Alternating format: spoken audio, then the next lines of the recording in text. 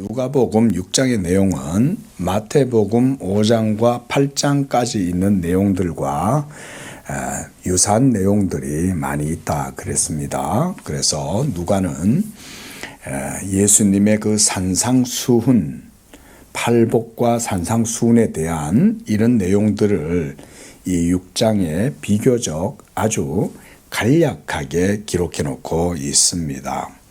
마태복음에서는 예수님께서 5장에 팔복을 거론하시고 또 5장에서 8장까지는 또 이 산상수훈에 대한 내용들을 좀 더 구체적이고 많은 내용들을 가지고 기록을 해놓고 있습니다.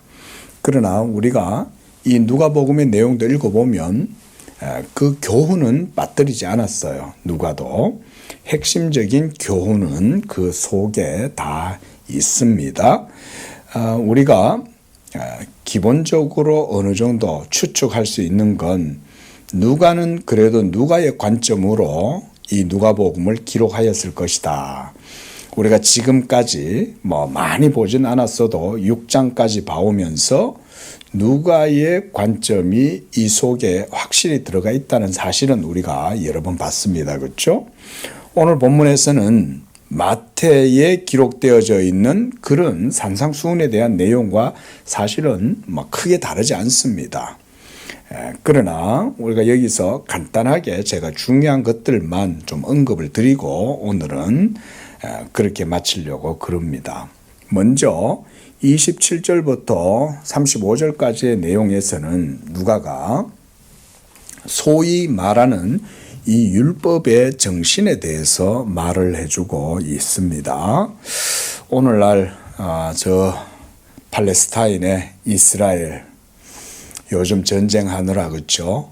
하마스가 이스라엘의 심기를 건드렸죠. 좀 가만히 놔두면 되는데 그 하마스도 문제예요. 사실 이스라엘도 참 그래 따지면 문제라고 그래도 아니 왜 가만히 있는 잠자는 사자의 코털을 건드냐 이 말인 거예요. 사실 시작은 하마스가 시작한 거죠. 물론 이스라엘의 그 역사, 팔레스타인의 정치적인 갈등이라든가 역사는 우리가 더 오래 전으로 물론 거슬러 올라가 볼 수도 있겠지만 그래 따지면 이스라엘과 팔레스타인과의 관계는 사실은 2000년 넘죠. 그렇죠? 우리가 팔레스타인 이러면 필리스틴, 우리가 그 블레셋이라고 그럽니다. 그러니까 이 블레셋하고 이스라엘과의 관계는 언제부터 나옵니까? 벌써 삼손 때부터, 그렇죠? 사사시대 때부터 매일 전쟁하고 싸웠잖아요. 그게 지금까지도 끝나지 않는 거예요. 놀랍죠? 그렇죠? 기독교 2000년 역사가 이루어지는 동안도 저 팔레스타인 땅은 하나님께서 갈등과 반목과 정치적 대립과 이런 것 가운데 하나님이 딱 내버려 두셨어요. 그러나 2000년 전에 그 팔레스타인의 복음이 전해지지 않은 건 아니었습니다. 그렇죠? 우리가 알다시피 사도행전의 역사를 보면 사도들과 초대교회 성도들을 통해서 복음이 아주 폭발적으로 전파되면서 사실 하나님 나라의 권능과 능력이 어마어마하게 나타났잖아요. 그런데 곧 그 팔레스타인 지경은 이스라엘 백성들, 유대인들은 복음을 받아들이지 않고 결국 이스라엘은 로마 장군 디도에 의해서 AD 70년에 완전히 함락당하고 또 끝까지 이제 마사다 그 성에서 끝까지 죄송합니다. 항전을 벌이다가 결국 유대 민족은 완전히 그 역사가 끝이 나잖아요. 그리고 유대인들은 소위 우리가 디아스포라라고 해서 바벨론부터 해가지고 바벨론에서 돌아오지 않은 유대인들뿐 아니라 아수르와 바벨론의 포로가 되었던 유대인들은 전 세계로 다 흩어져 가면서 삶을 살았죠. 그들이 흩어져서 자기들의 종교적 명맥을 완전히 놓은 사람도 있겠지만 그렇지 않은 사람들은 곳곳에다가 시나고그, 회당이라는 걸 세워가지고 거기서 자기들의 민족적, 종교적 정체성을 그걸 통해서 유지를 했습니다.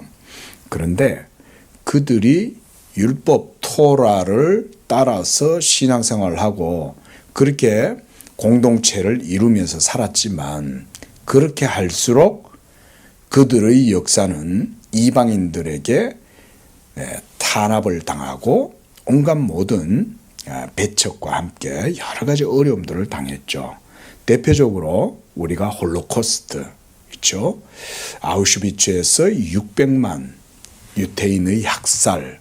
사실 그거는 독일 나치에 의해서 이루어진 만행이지만 러시아에서도 상당히 많은 유태인들이 학살을 당하고 굉장히 어려움을 많이 겪었습니다.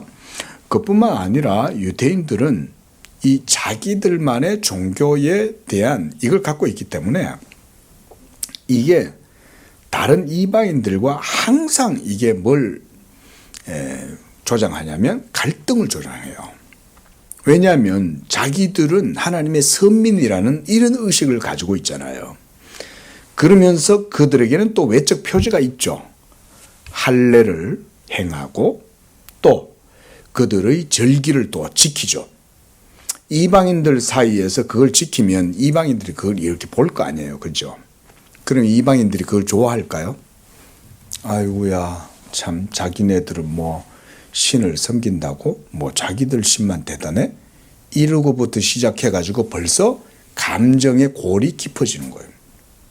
그 디아스포라라고 하는 건 어떻게 보면 참 하나님의 섭리의 그런 측면에서 보면 하나님의 진노라고도 할 수 있어요. 그들의 조상이 예수를 십자가에 못 박아라 그랬을 때 이 피를 우리와 우리 자손들에게 돌리소서 이렇게 말했잖아요. 그러면서 그들은 예수를 영접하지 아니하고 복음을 배척하고 끝까지 율법의 행위를 따라서 자기들의 종교와 전통을 이어왔잖아요. 그것의 대가를 치르는 거예요. 어떻게 보면. 좀 다르게 보면 그렇게도 볼 수 있죠. 만약 그들이 율법을 의지하지 아니하고 할례를 의지하지 아니하고 토라의 그런 유대교적 그런 종교적 전통을 의지하지 않았다면 그들은 복음을 받아들였을 거예요. 그렇죠? 자, 복음을 받아들이면 그들의 삶은 이방인 세계 속에 들어가도 차별하지 않아요. 복음이 있는데 왜 차별을 해요? 복음에는 유대인도 없고 이방인도 없잖아요. 무할례자나 할례자나 다 똑같잖아요. 남자도 없고 여자도 없고 빈부귀천이 없어요. 복음에는. 그런 사람들이 어떤 한 사회에 들어가서 자리를 차지하면 그 사람들은 많은 사람들에게 호의를 얻게 돼요. 그렇죠? 감정적으로도 배척을 당하지 않아요. 저 사람들은 뭐 어떤 종교를 가지고 있는 것 같긴 한데 차별을 안 하네. 아니 나누어 주네. 아니 뭐 오른편 빵을 맞는데도 참네. 아니 뭐 이렇게 되는 거죠. 유태인들의 디아스포라의 역사는 하나님의 그래서 진노라고도 할 수 있어요. 예수 그리스도를 영접하지 아니하고 율법 행위와 율법의 전통을 고수하는 가운데에 그들 스스로가 사실은 갈등의 골을 만드는 거예요. 하나님이 그래서 유대인들 옆에다가 이 필리스틴, 이 블레셋 사람들을 가시로 딱 놔두는 거 아니에요. 2000년이 지나도 블레셋 족속들은 안 없어진 거예요. 그리고 그 블레셋 위에 이스라엘 위에 이제 두로 아람 그 위에 다 그 나라가 전부 다 지금 이란이고 이러잖아요. 시리아고 그들의 세력하고도 지금까지도 싸우고 있어요. 2000년 전, 3000년 전에도 싸웠는데 지금도 싸우고 있는 거예요. 저는 이런 것들이 하나님의 섭리라고 생각을 해요. 지금도 저 중동 예루살렘 그쪽 지역을 보십시오. 서한 지역은 거기에 예루살렘 성전이 세워집니까? 예루살렘 성전 세워지지 않죠. 못 세워요. 거기에 지금 온갖 세계 종교의 집산지잖아요. 그죠? 기독교도 들어와 있고 카톨릭도 들어가 있고 저기 뭐 이슬람도 들어와 있고 저마다 거기가 자기들 성지라면서 그러고 있으니 거기가 어떻게 그게 평화가 유지가 되겠어요? 평화가 없는 거예요. 만약 거기가 유대인들이 그 자리를 차지하면 거기다 뭐 짓겠어요? 다윗성을 다시금 지으려고 하겠죠. 또 다윗성뿐만 아니라 예루살렘 성전을 다시 짓고 그렇게 해서 자기들만의 다윗의 왕국을 회복시키려고 노력하겠죠. 정치적으로. 자, 우리가 성경을 알다시피 성경이 추구하고는 바, 성경이 우리에게 보여주는 바 하나님 나라가 정치적인 그런 권력이나 그런 정치적인 기술, 능력을 통해서 하나님 나라가 이루어질 수 있습니까? 그럴 수 없죠. 하나님의 나라는 인간들의 정치적인 그 어떤 것으로 이루어질 수 없어요. 오직 예수 그리스도의 그 복음의 역사를 통해서 예수가 주 되심, 머리 되시고 그 예수의 역사를 통해서만 사실 하나님 나라가 이루어질 수 있죠. 그러니 그 땅을 하나님이 평화를 안 주시는 거예요. 그 땅에 온갖 이방인들이 다 몰려 들어와 살고 있고, 그리고 사실 지금 뭐 유대인들도 거기서 살고 있다고 그러고 정통성 그래도 사실은 모릅니다, 여러분. 정통하려면 사실은 성골, 진골, 우리나라도 그런 거 있잖아요, 그죠? 성골, 진골이다, 뭐 골품제다, 뭐 이런 게 있잖아요.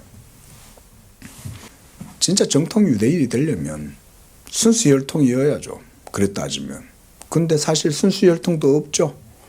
온 세계 다 흩어져 버려. 하나님이 다 흩어놔 버리니까 피가 다 섞이죠. 그러지 않겠어요?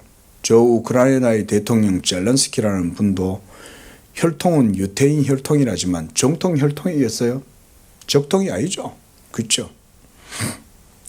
지금 유대인들이 살아남았다고 해도 2차 세계대전 때 홀로코스트 그 끔찍한 사건을 겪으면서 거의 다 씨가 다 말랐죠. 그죠? 그 중에 소수가 남아가지고 지금 저렇게 이제 번성했는데 그러면서 이제 중동 전쟁을 일으켜가지고 저렇게 지금 예루살렘이라도 기퉁이라도 저렇게 자기네들이 지금 차지하고 있는 건데 자, 말이 좀 길어져서 죄송합니다. 자, 여기 보면요. 지금 예수님이 하시는 말씀이 준엄한 말씀이라는 거예요. 예를 들어서 이 유대인들이 지금 저 팔레스타인의 유대인들이 예수를 영접하면 어떻게 되냐면 더 이상 율법을 의지하지 아니하고 복음의 정신을 가지고 삶을 살 거예요. 그 사람들 돈 잘 번다고 그러잖아요. 그렇죠? 세계 경제를 월스트리트의 막강한 그 손이 전부 다 유대인들이라고 그러잖아요. 지금도 미국이 저렇게 대단해도 미국 내에 유대인들이 뒤에서 다 경제권을 붙들고 있으니까 미국 대통령도 함부로 못하는 거예요. 그러니까 지금 이스라엘의 총리도 뭐 자기 그 너들 뭐 떠들어라 우리는 한다 뭐 이런 식이잖아요. 배짱이죠. 왜냐하면 뒷배가 있기 때문에 그런 거죠. 강력한 힘을 갖고 있는 거거든요. 그러나 그렇게 한다고 해서 하나님의 나라가 이루어지진 않아요. 있죠. 경제를 통해서 우리가 하나님 나라를 이룰 수 없고 정치를 통해서 하나님 나라를 이룰 수 없습니다. 하나님의 나라는 오직 예수 그리스도를 믿음과 그의 성령의 은혜와 능력으로 이루어지는 게 하나님 나라지. 오늘 예수님께서 이 지금 얘기하고 계시는 오늘 우리가 읽었던 이 본문들 이게 바로 뭐냐면 산상수훈이에요. 자, 우리가 마태복음에서도 제가 산상수훈에 대한 의미를 여러분들에게 설명을 드렸습니다. 산상수훈은요, 한마디로 말하면 율법의 해석이에요. 율법의 해석. 그러면 우리가 율법의 핵심 교훈과 정신이 뭡니까? 그게 뭡니까? 공의죠, 그죠?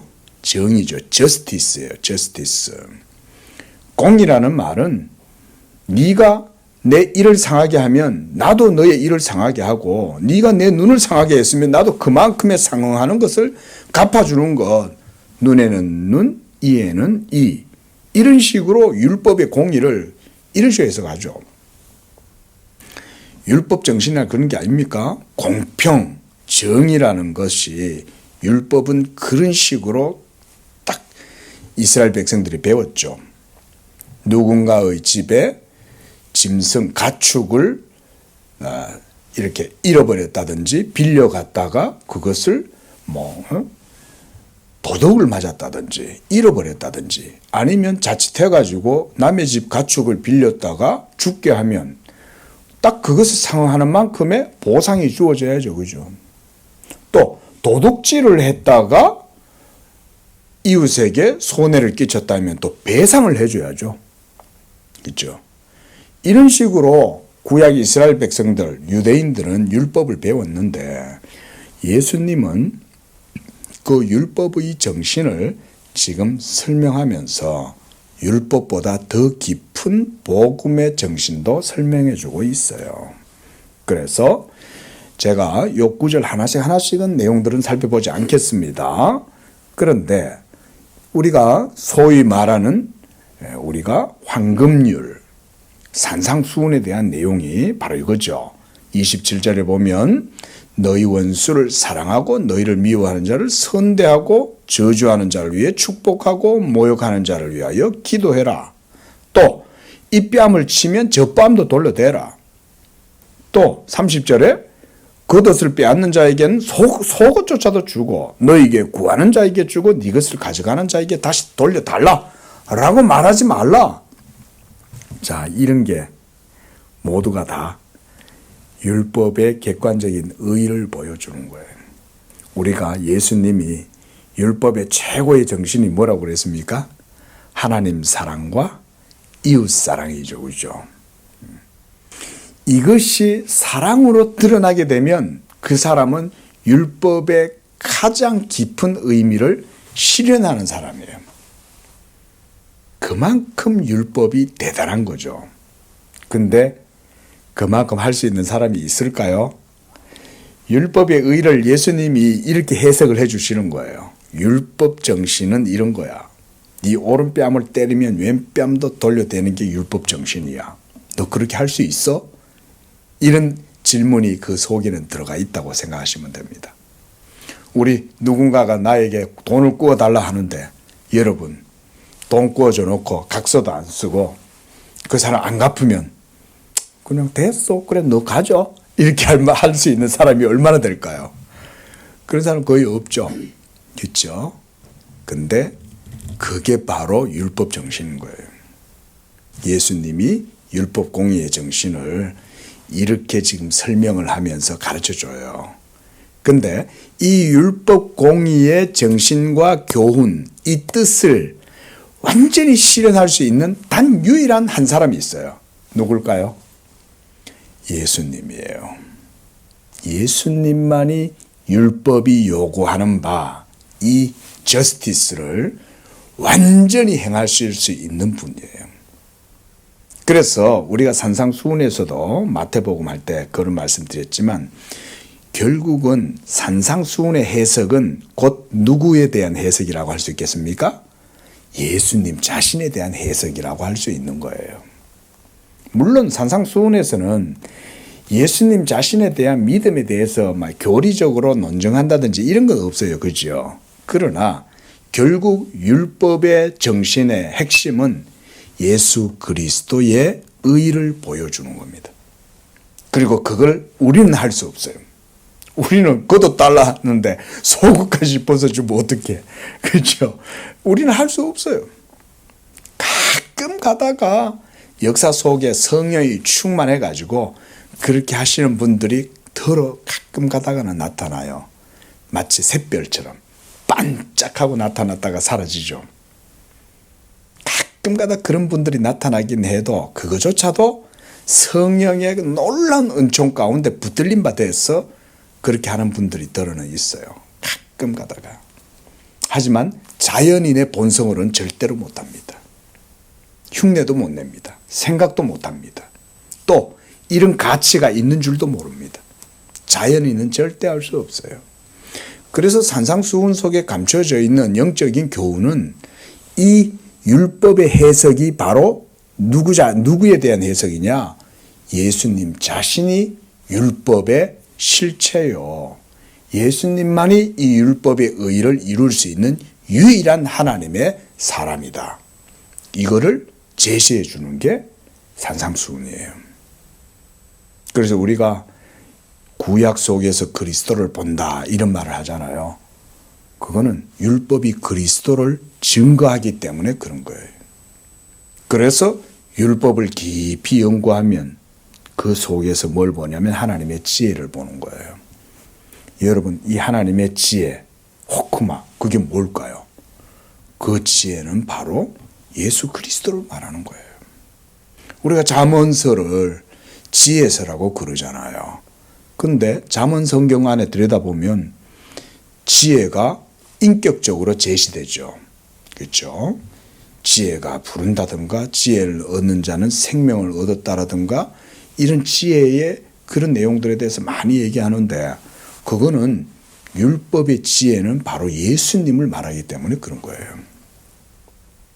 자, 정리하자면 바로 이런 거예요. 제가 한 구절 한 구절 다 보지 않고 그냥 이렇게 딱 얘기를 하는 겁니다. 결국 49절까지의 모든 내용은 다 율법 정신을 예수님이 표현하고 있는 거예요. 그런데 이런 율법 정신의 핵심은 바로 예수 그리스도다. 그리고 이 율법의 정의, 우리가 justice라 그랬죠? 그런데 이 justice를 우리가 소유하려면 이제 어떻게 해야 이 율법의 공의, 정의를 우리가 소유할 수 있습니까? 행위로는 안 되죠. 그죠? 우리는 율법 행위를 따라서 이렇게 살아갈 수 없어요. 오늘 예수님이 율법을 설명하고 있는 이런 내용들에 대해서 우리가 할 수 있냐? 못하죠. 오리를 가자 하면 심리를 가지고 겉옷을 달라면 속옷도 벗어주고 꺼달라고 하면 꺼줘라. 그러나 되돌려 달라고 하지 마라. 누가 이러고 살아갈 수 있냐 이건 거예요. 살아갈 수 없죠. 그런데 이거는 누구만 할 수 있냐? 예수님만은 하실 수 있어요. 그게 율법의 교훈이에요. 하나님의 그리스도, 하나님의 지혜의 말씀, 그는 율법의 실체요. 율법이 증거하는 바 핵심이다. 그가. 그 예수, 하나님의 그리스도는 하나님의 모든 의를 이루실 수 있고 그 의를 행하실 수 있는 분이고 또 그 의를 따라서 행하심으로써 의를 이루어 하나님을 영화롭게 하고 하나님의 공의를 이루어서 하나님을 만족하게 해드리고 동시에 그 의를 가지고 우리에게 그 의를 나누어 주실 수 있다. 그래서 이 의를 받아 누리는 사람은 예수를 본받아서 예수와 함께 역사 속에서 하나님의 이 의를 행하면서 살아갈 수 있는 사람이 생겨난다는 거예요. 제가 좀 전에 그런 표현 썼잖아요. 역사 속에 가끔 샛별처럼 잠깐 등장해가지고 반짝하는 사람들이 있다. 그 정도도 사실은 대단하죠. 칼빈은 우리의 죄악된 부패성, 죄악된 본성에 대해서 이렇게 표현했잖아요. 돌에서 기름을 짜낼지언정 어떻게 우리에게서 선을 기대하겠냐 이렇게 말했죠. 예? 참 그 반어법적인 표현 아닙니까? 돌에서 기름을 짜낼지언정 우리에게서는 선을 찾을 수 없다는 거예요. 선을 짜낼 수가 없다는 거예요. 우리는 짜내면 악밖에 안 나와요. 예? 그런데 그런 사람에게서 선을 행할 수 있다? 이거는 성령의 역사예요. 말씀의 역사가 생명력이 그 속에 역동적으로 역사했기 때문에 일어난 거예요. 자, 예를 들어서 우리나라에도 그런 분들 있죠. 사랑의 원자탄 누굽니까? 손양원 목사님. 그렇죠? 안 믿겨지죠? 이성적인 사람은 자연인들은 그런 걸 못 믿어요. 설마 그랬겠냐? 뭔가 다른 이유가 있었겠지. 이렇게 생각이 들지. 어떻게 자기의 자식들을 대나무로 죽창으로 찔러 죽인 그런 원수를 자기 양자로 삼아서 할 수 있냐? 상상이 안 되는 거죠. 그래서 역사 속에 보면 가끔 가다가 정말 그리스도의 그 사랑에 감복이 돼가지고 정말 성령 충만한 사람이 있어요.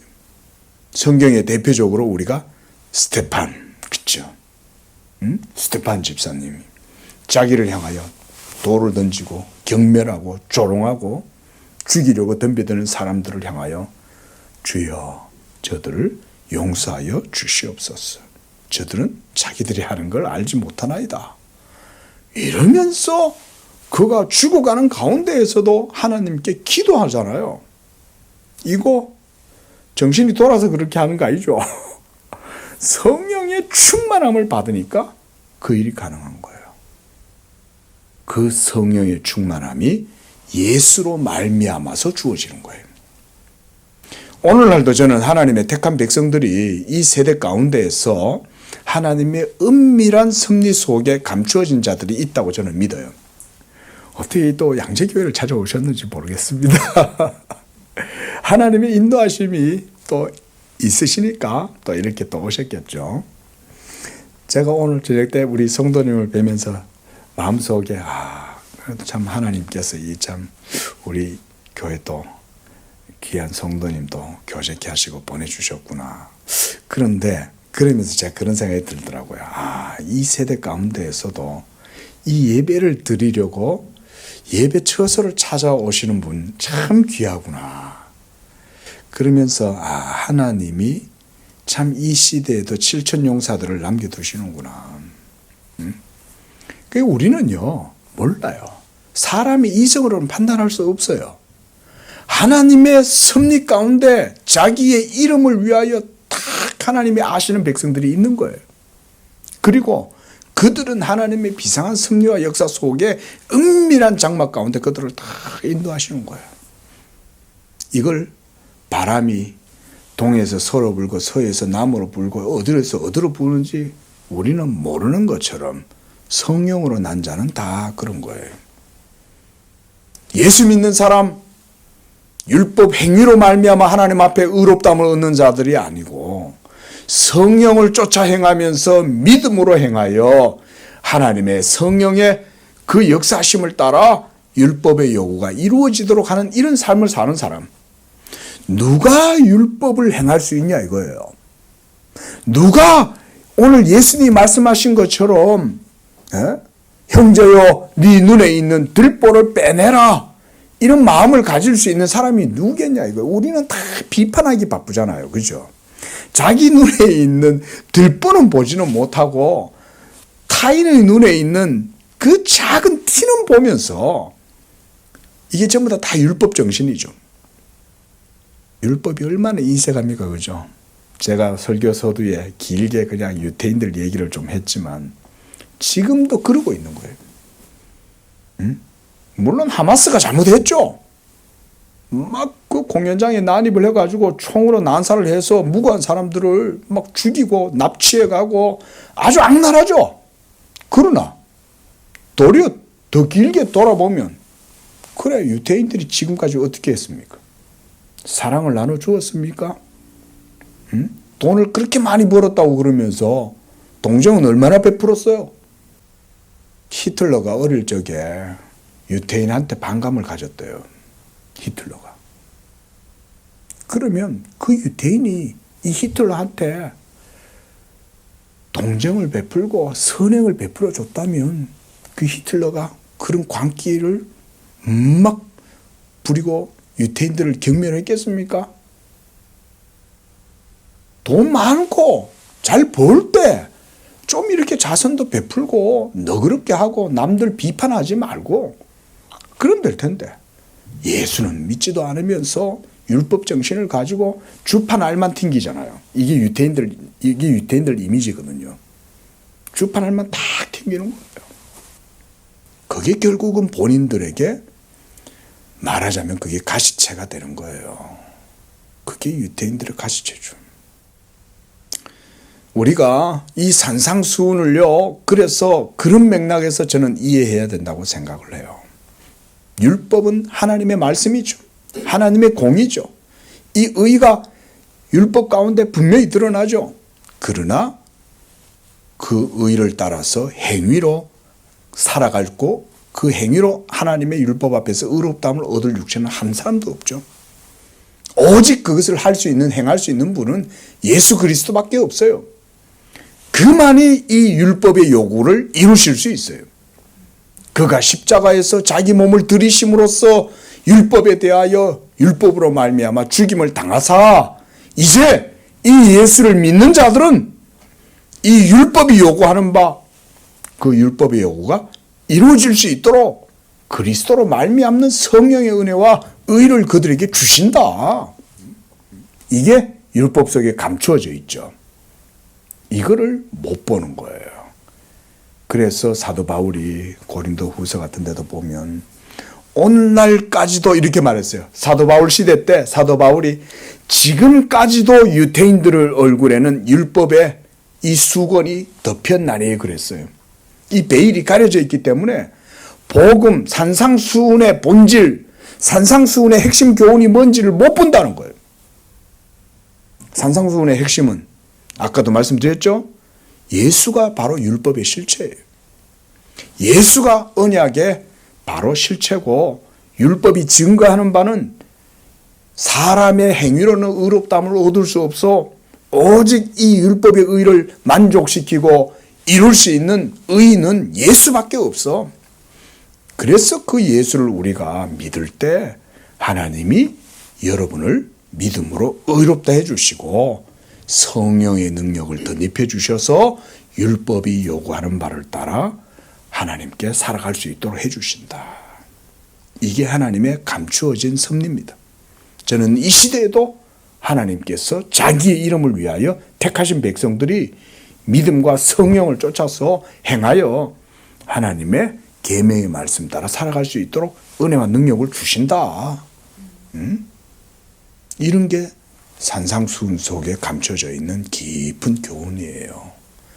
이때 당시는 이렇게 설명해도 이해를 못하니까, 그렇죠? 이제 오늘날이나 되니까 목사가 여러분께 산상수훈의 신학적 의미를, 성경적 의미를 설명해 드리니까 이렇게 이해를 하지만 이때 당시는요, 율법의 본질, 교훈 이런 거 이해 못해요.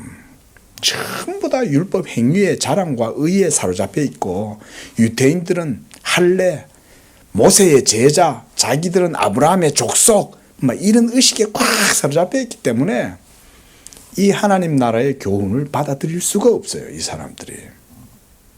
그런데 예수가 십자가에서 자기 몸을 깨트리고 부활해가지고 이 부활의 능력이 성령을 통하여 나타나기 시작하니까 놀라운 복음의 폭발적 역사가 사도행전의 역사 일어난 거예요. 그 모든 능력이 어디서 나왔겠어요? 예수께서 자기의 몸으로 율법의 모든 의를 이루고 이제 문자 속에 갇혀 있는 그런 죽은 문자가 아니라 영의 역사로 말미암는 믿음으로 사람들이 막 변화가 일어나기 시작하고 성령의 역사가 막 복음 가운데 나타나니까 예수가 언약의 실체였구나. 그제서야 깨달은 거예요. 예수가 하나님의 약속하신 메시아였구나. 그제서야 막 깨달은 거예요. 그러니까 아볼로 같은 사람들은 막 구약을 가지고 유대인들을 막 논쟁을 해가지고 이기고 브리스길라와 아굴라 같은 사람들도 막 예수 복음을 전하고 초대교회가 막 이 복음의 역사가 확 일어난 거죠. 자, 말씀을 맺겠습니다. 성도 여러분, 산상수훈은 율법의 해석이에요. 이 율법이 증거하는 바, 그 핵심적인 교훈은 바로 하나님의 아들 예수 그리스도를 보여주는 거예요. 이 의를 행할 수 있는 분은 그 기준에 합당한 자는 예수밖에 없어요.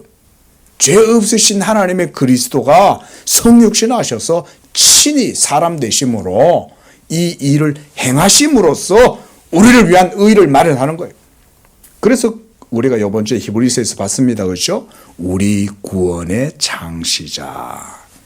우리의 구원의 공식을 예수님이 성립하시는 거예요. 자기 몸으로. 비로소 우리가 이제 하나님의 계명을 따라 살아갈 수 있게 되었다. 계명 따라 못 살면 어떻게 돼요? 저주받죠. 근데 계명 따라 이제 살면 어떻게 되겠어요? 복을 받겠죠. 그건 거예요. 저주 안 받아요, 이제. 복을 받아요. 그 완벽 안 해도 돼. 좀 부족함이 많아도 괜찮아. 그러나 성령을 힘입고 믿음으로 행하면 비록 우리의 행위가 부족하고 그 행위가 100% 하나님의 의에 만족되지 못해도 예수의 은혜로 예수님의 의로우심으로 우리의 행위를 하나님이 의롭다고 해주신다. 그래서 우리가 더 이상 율법의 정죄를 안 받는 거예요. 부족해도 상을 주시는 거예요. 이 놀라운 은혜죠. 그렇죠? 우리가 이런 건 이제 공부를 했으니까 여러분들 이해를 하실 거예요. 어린이가 아빠의 하얀 구두에다가 까만 구두약을 칠하고 있으면서 막 얼굴에 구두약을 다 묻히면서 이러면서 막 닦고 있는 거예요, 애가. 그 아빠가 출근을 하려고 나와보니까 이놈이 하얀 구두에다가 까만 구두약을 막 발라놓고 막 닦고 있으면서 뭐라 그러냐면 아빠, 내가 아빠 구두 닦았어 이런단 말이죠. 우리가 하나님 앞에 하는 게 그런가 이거예요. 하나님의 율법의 의 앞에 우리는 아무리 노력해도 가닿을 수 없어요. 한다고 한 게 엉뚱한 짓이나 하는 거지. 근데 어때요, 아빠는? 야, 잘했어. 야, 잘했어. 어떻게 아빠 구두도 다 닦아주냐? 너무너무 기특하다. 네가 아빠 구두를 다 닦았네. 이러면서 어떻게 해요? 머리도 쓰다듬어주면서 또 오늘 맛있는 거 사 먹어 이러면서 또 상을 주죠. 비유컨대 여러분, 우리는 하나님 앞에 그런 거예요. 하나님이 예수 믿는 여러분들을 믿음으로 의롭다 하실 뿐만 아니라 여러분들이 행하는 일도 하나님이 믿음으로 받아주시는 거예요. 더 이상 정죄하지 않아요. 너 왜 이랬어?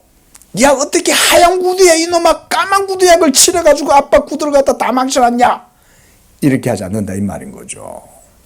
자비하심으로 아버지 되심으로 호의를 베풀어주고 그 도리어 잘못해도 상을 주시는 게 예수 때문에 그렇다.